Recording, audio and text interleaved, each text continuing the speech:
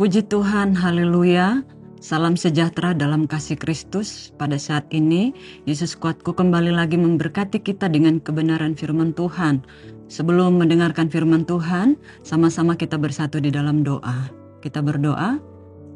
Terima kasih Tuhan, Engkau baik, sangat baik bagi kami. Oleh anugerah kemurahan Tuhan kami boleh menikmati kasih Tuhan setiap hari dalam hidup kami.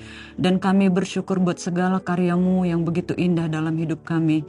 Terima kasih Tuhan, kami bangga punya Allah yang besar, punya Tuhan Yesus Kristus dalam hidup kami yang sudah senantiasa menyertai setiap hidup kami. Bahkan saat ini kami akan mendengarkan firman Tuhan. Firman-Mu itu menjadi kekuatan bagi kami, firman-Mu itu menjadi rema bagi kami, dan firman-Mu itu senantiasa hidup dalam setiap kehidupan kami. Oleh kekuatan Roh Kudus-Mu Tuhan, kami percaya kami sanggup untuk selalu hidup sesuai dengan kebenaran firman Tuhan. Di dalam nama Yesus Kristus kami berdoa bersyukur. Haleluya. Amin. Puji Tuhan, Bapak Ibu Saudara yang dikasihi oleh Tuhan, tema kebenaran firman Tuhan pada saat ini tidak mati lagi. Saudara, kalau kita melihat dari tema ini, kita berarti sudah bisa mengetahui bahwa ada kematian sebelumnya. Dan ayat pokok kita pada hari ini tertulis di dalam Injil Yohanes 11 ayat yang ke-25 sampai 26. Demikian firman Tuhan. Jawab Yesus, "Akulah kebangkitan dan hidup. Barang siapa percaya kepadaku, ia akan hidup walaupun ia sudah mati. Dan setiap orang yang hidup dan yang percaya kepadaku tidak akan mati selama-lamanya. Percayakah engkau akan hal ini?" Kalau kita melihat ayat ini bahwa dilatar belakangi tentang kisah Lazarus yang sudah meninggal. Ya, di sini ada percakapan antara Marta dengan Yesus. Jadi sebelum Lazarus meninggal, Maria dan Marta sudah memberitahukan kepada Yesus sebelumnya bahwa Lazarus sedang sakit. Tetapi Yesus sengaja untuk tidak segera meresponi apa yang disampaikan oleh Maria dan Marta tentang saudaranya yang sudah sakit pada saat itu. Dan setelah Lazarus meninggal, barulah Yesus untuk datang bertemu dengan Maria dan Marta. Dan di situ dikatakan dalam ayat-ayat sebelumnya bahwa Lazarus sudah 4 hari meninggal, baru Yesus datang. Nah, setelah Yesus datang, Marta mendengar hal itu dan dia segera untuk bertemu dengan Yesus, dan terjadilah percakapan di antara Yesus dan Marta di dalam ayat yang ke-25 ini. Dan terjadi percakapan antara Marta dan Yesus berkata pada saat itu kepada Marta, "Akulah kebangkitan dan hidup." Ada satu penekanan di dalam firman Tuhan pada saat ini yang disampaikan oleh Yesus kepada Marta, bahwa dia adalah satu-satunya pribadi yang dapat membangkitkan orang dari kematian. Yesus memperkenalkan pribadinya sebagai satu-satunya sumber kebangkitan itu dan kehidupan. Sehingga Yesus katakan pada saat itu, "Akulah kebangkitan dan hidup, dan barang siapa percaya kepadaku, ia akan hidup walaupun ia sudah mati." Maksud Yesus di sini kebangkitan itu adalah kebangkitan tubuh dari antara orang mati.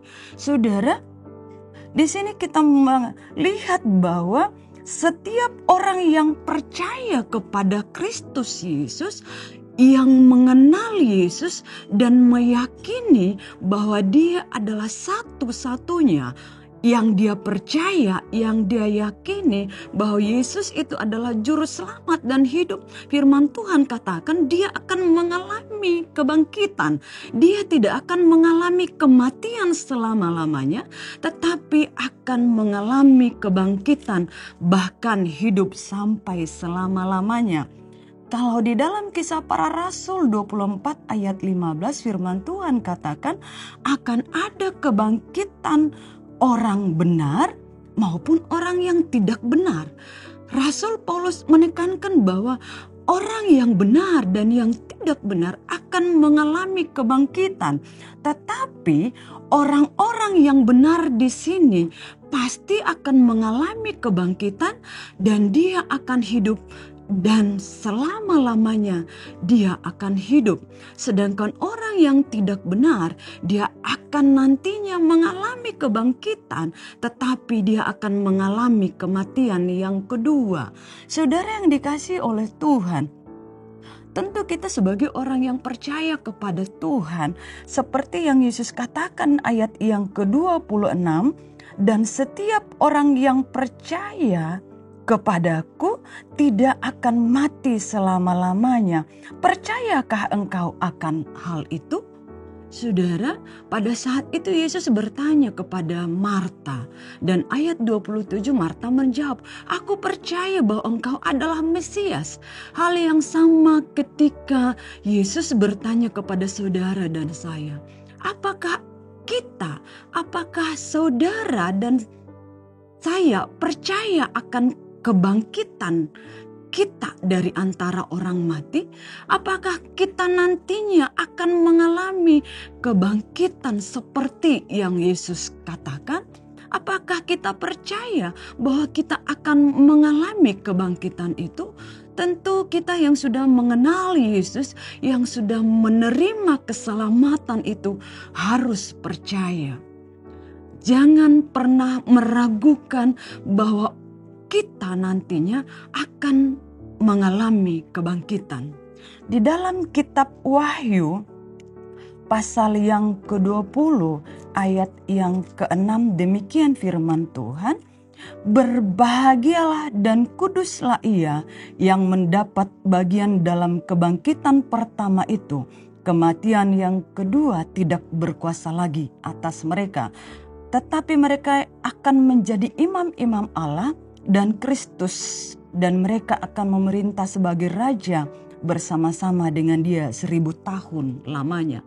Jadi ini yang menjadi bagian orang-orang yang percaya kepada Kristus, yang hidup senantiasa melakukan kebenaran firman Tuhan selama dia mengiring Tuhan, bukan hanya percaya saja, tetapi dia senantiasa hidup melakukan kebenaran firman Tuhan.